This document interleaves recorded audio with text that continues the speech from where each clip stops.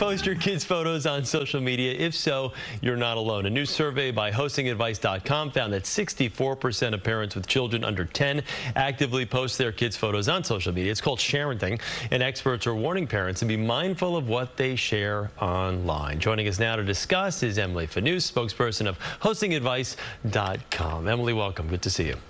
Good morning, Chris. Thanks for having me. So what type of effects can sharenting have on kids?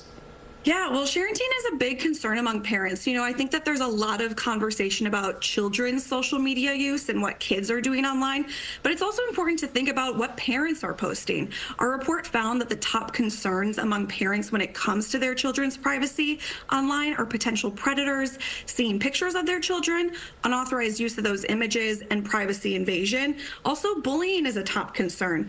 Now, our survey found that 60% of parents are concerned about oversharing.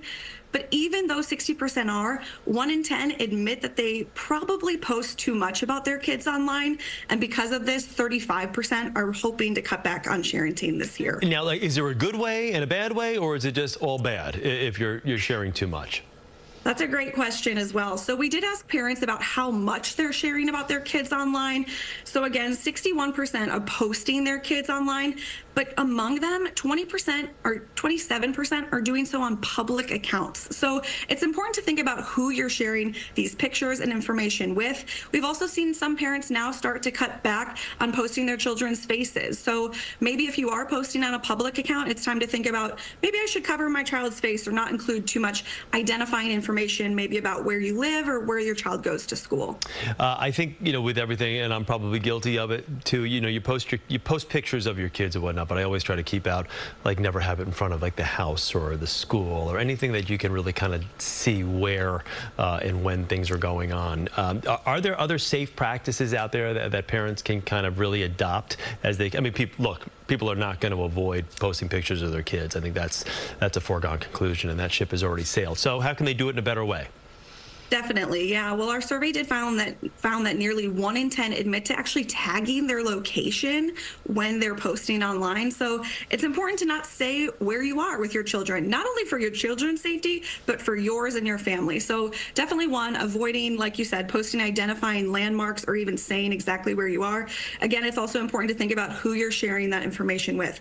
If you want to post some cute pictures of your kids, maybe limit your friend list or your friend group to those that you only know in person or that you see regularly. People that you know aren't going to be sharing this information into the wrong hands. What are some of the horror stories you've heard though about oversharing? What's the biggest concern out there as you've looked into this kind of landscape? What's the #1 problem parents are facing when it comes to nefarious characters kind of getting in the way of a good time?